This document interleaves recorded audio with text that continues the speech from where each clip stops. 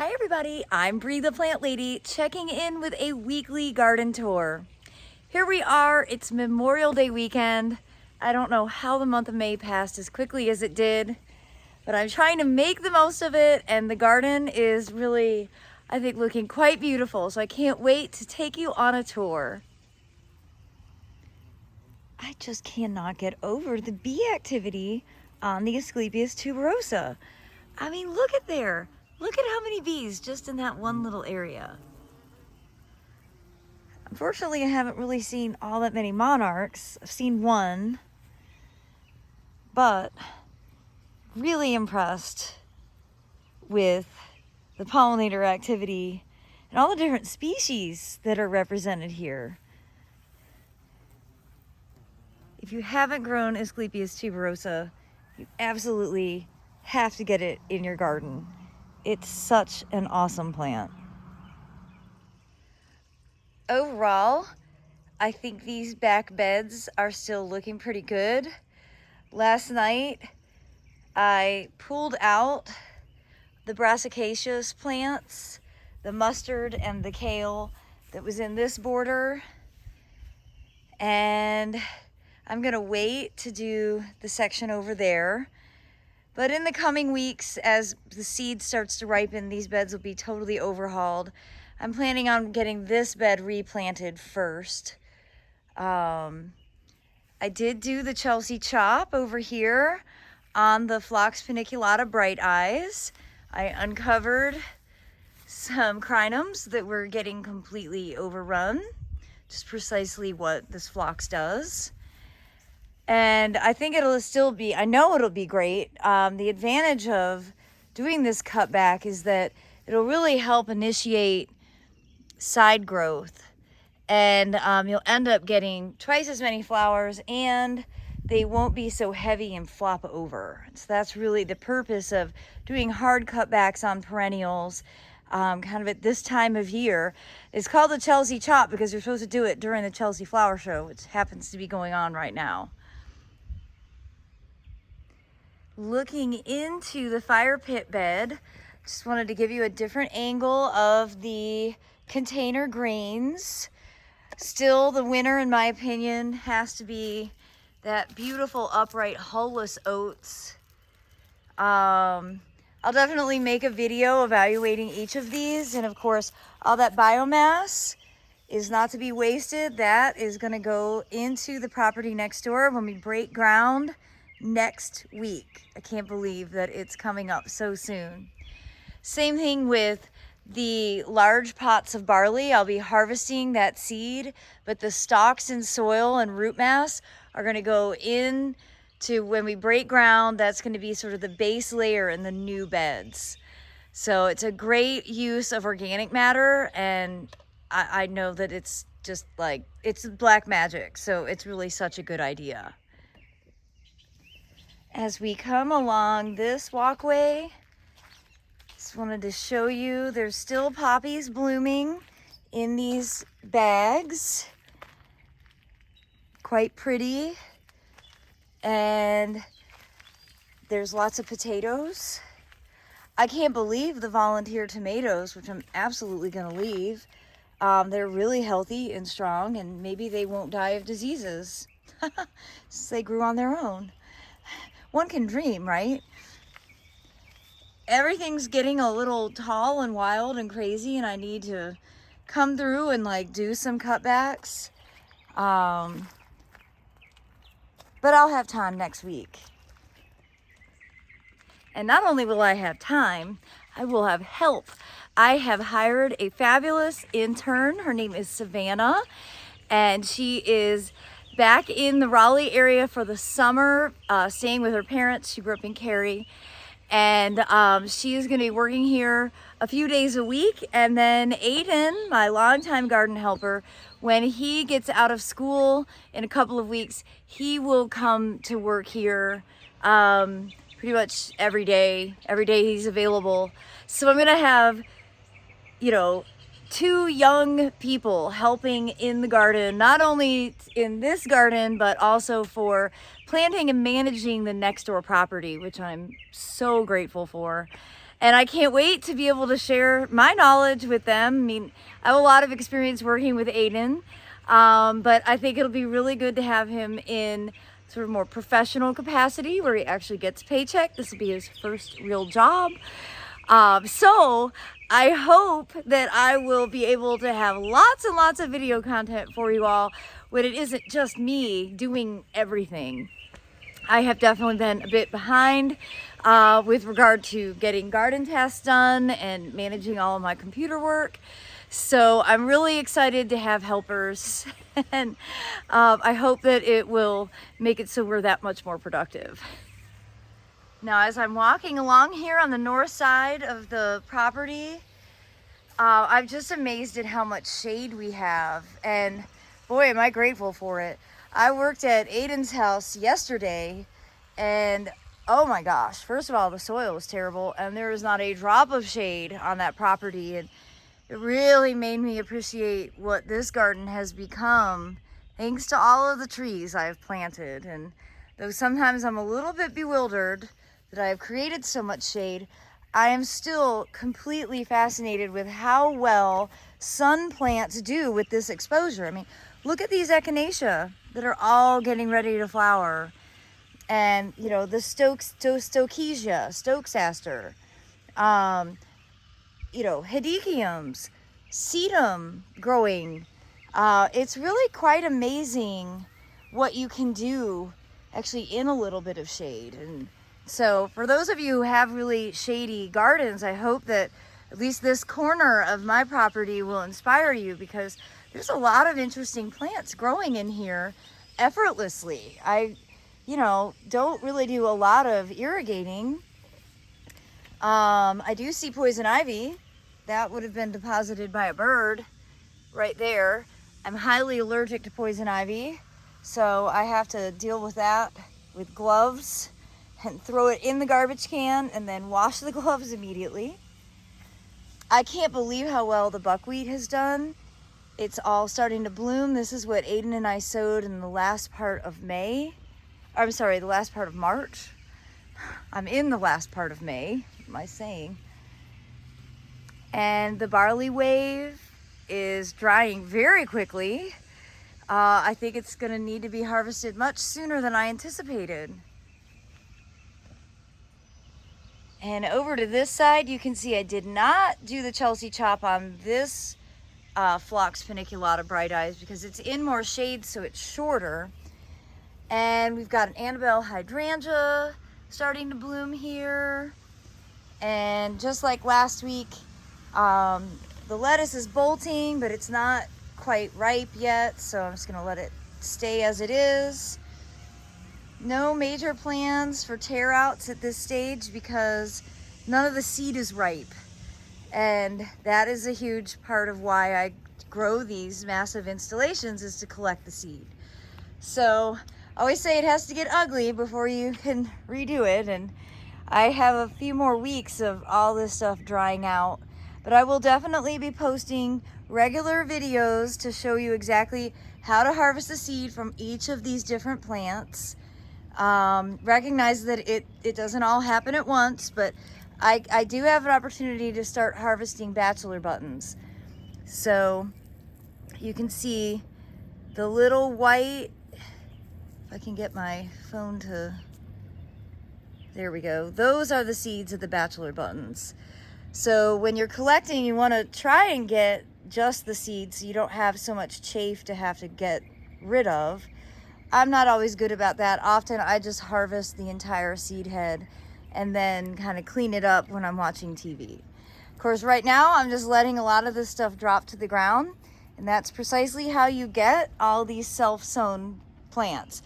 Remember, bachelor buttons and lark spur aren't as sensitive as poppies, so you can agitate the soil and they will still germinate.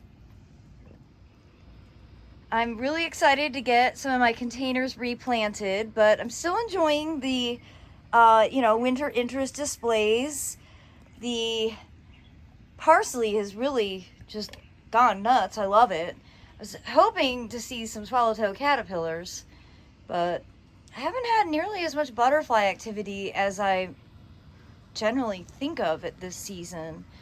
I hope nobody in my neighborhood is spraying any pesticides. I would think not, considering the bee activity that I have absolutely everywhere. I mean, you could just stand in one place and see 50 bees at once. But I am a little disappointed and discouraged at the lack of butterflies. Usually I have quite a few swallowtails at this time of year, looking back in old pictures. So hopefully they'll arrive soon. I see Sophia wanted to join us for the tour. It's very hot. I don't know why she doesn't go inside. Cubby's sleeping inside. You can see the wall just watered.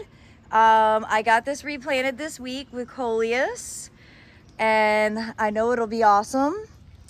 And this waters for 2 minutes a day. I usually do it in the morning and evening, but I think we had a power outage, and so I don't know. Power outage shouldn't matter on that timer because it's a battery, but nevertheless, it runs twice a day for a minute at a time, so 2 minutes total. And you can see I have some extra plants stashed away in preparation of replanting all these large containers. I did get these 2 done last week when I was still under the weather, and the tomatoes are growing really well. That's Orange Icicle, one of my favorite varieties of paste tomatoes. And around here, you can see the California poppies are just so awesome. I'm so glad that I put them in a lot of different places. The seed pods on these aren't ripe, but you can see that is the seed pod. These will turn beige when they're ripe. You can see some of the poppy pods, they're not really ripe, but you see the sign when their little holes open. So in the coming weeks, I'll be harvesting all of these seed pods, and this is where the seeds that I sell at the Fall Open Garden, which is now officially set for Saturday, September 24th. All the seeds that I sell during that actually come from my plants, and so it'll be, the seeds from these pods that I'll be offering to people at live events in the fall season. This side is looking particularly nice. Again, I think the California poppies are such a good addition. This is really the first year that I've done this many, and it was because of the encouragement of people commenting on YouTube.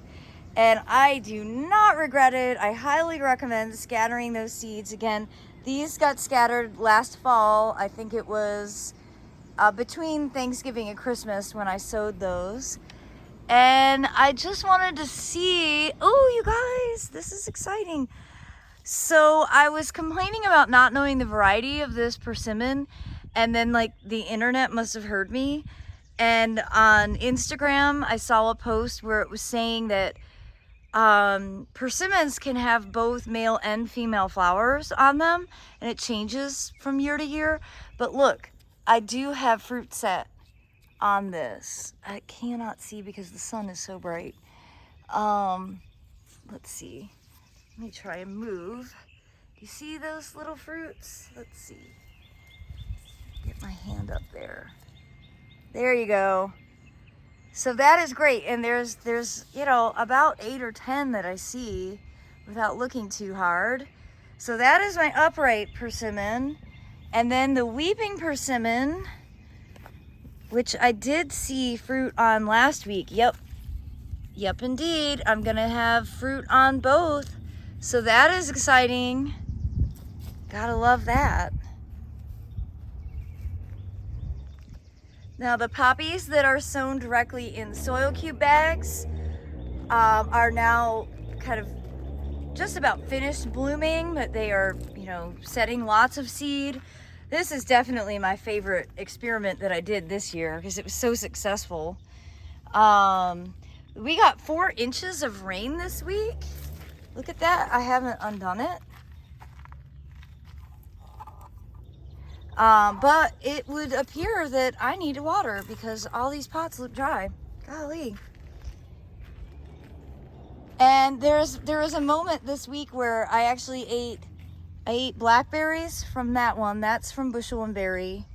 I ate blueberries off of that plant there. and I'm still harvesting strawberries. So it felt like a very decadent day. I do have plans to get this potted up. And show you this border because it just is still looking so pretty. So there's definitely some advantages to the staggered seed sowing, because though the front borders are kind of finished, these borders that didn't get sown until early January are still really looking beautiful. So I guess this will be my new habit. I won't rush to get it all done at Thanksgiving. I've been debating on whether I should let the elephant garlic, which is right here, if I should let it bloom. I think I'm gonna let it bloom. I bought this from Wegmans and planted it much later than usual. And though I don't usually let my garlic bloom, I don't know why I'm making an exception here. I'm just gonna let it be. I'm gonna enjoy the flowers. But it is nice to know that you can plant garlic later. I usually recommend garlic in the fall, like October, November. I think this got done in late December or potentially early January. It was way off season, but it's doing quite well. And in the video I posted about seed collecting, I was noting all the worm season stuff that's germinating in here. And I don't even think when I go to do the seasonal change out, I don't even know if there's going to be room for me to plant any new seeds. You can see there's buckwheat. There's also lots of celosia. That's what this is. And tons of tomatillas. Lots of zinnias. Of course, a million castor beans. They're probably one of my bigger weeds, to be honest. All the gladiolus. Look, that one's about to bloom. Those are just gladiolus from Aldi that I planted last year. They've all come back, which is kind of amazing because I think sometimes the voles eat them, but they didn't eat them here, which is nice. And I am seeing some seed, not a lot of seed that's ripe, but some seed pods that are definitely ready for harvesting. I had someone asking about harvesting Nigella seed, and I will definitely include that in my seed sowing videos. It's just none of mine is ripe yet. You see it's still green. These will also turn beige and they'll be crispy when they're ripe.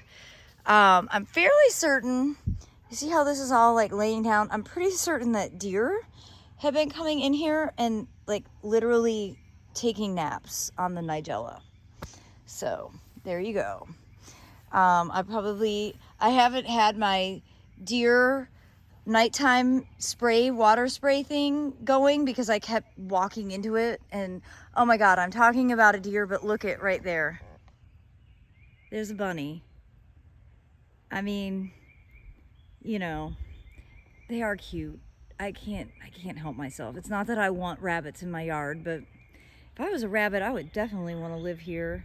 There's a lot of food. You have no food insecurity if you were to live in this yard. But so for people who wonder whether I have animals, yes, I do have animals. And I'm obviously not going to do anything to that bunny. Though perhaps I should think about applying some rabbit repellent to some of my favorite plants so it doesn't eat it all. Love how like unbothered it is. I'm just walking around and it's like it doesn't care. The birds are still eating this kale seed, so even though it's driving me crazy because it's floppy and crazy, I can't pull it out. The birds are so happy about it, and you know, you gotta do what you do, right? And again, over here, it's starting to get to that messy stage, so I'm just sort of ignoring. I'm trying to just keep it out of my vision. I definitely need to water in the greenhouse. Good Lord. Obviously, I am ready for planting. It's just the garden isn't ready for me for planting. So, yeah. The seasonal change out time is always a little stressful, but I think with 2 helpers, it's going to go really fast this year. Now, I want to show you here because here's the first ripe larkspur that I'm seeing. And I'll just pull one of these. See how it's brown? And then the seed will the seed will come out pretty easily. These tiny little black seeds. So you can imagine it takes a lot of seed collecting to sell an ounce packet, which is what I sell. So, you know, seed collecting is like a serious part of of my time allocation at this season. And you guys, I've just see a butterfly. Look at, finally.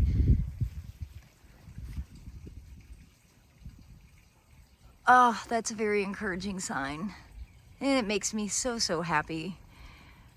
I don't know. I love all the pollinators, but I definitely have a soft spot for butterflies in general and swallowtails because they are such a wonderful and generally abundant native butterfly. Well, there you have it. Swallowtails do love larkspur blooms. It's another reason to grow it.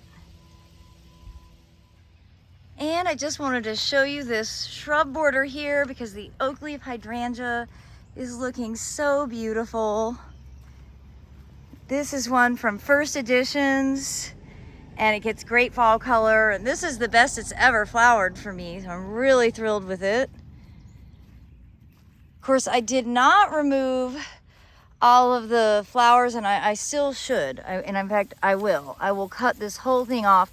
I really don't want Helleborus foetidus vomiting its seed everywhere in my garden, which is precisely what it does. So I think the easiest way to manage that is literally just to come in and cut this entire stalk down.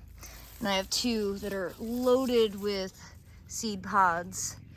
So that's on my to-do list today. And I love this combination of the buckwheat, again, that Aiden and I direct seeded back in late March. It also has a mix of crimson clover with the Eucomis Comosa Sparkling Burgundy. This is actually a really shady area. It wasn't when I planted it 10 years ago, but it is now. But it still does so well. And it's just, I think, a really dynamic combination. And as we come up here, you can see there's still some Nigella blooming. Aren't they so pretty? But you can also see none of the seed is ripe yet.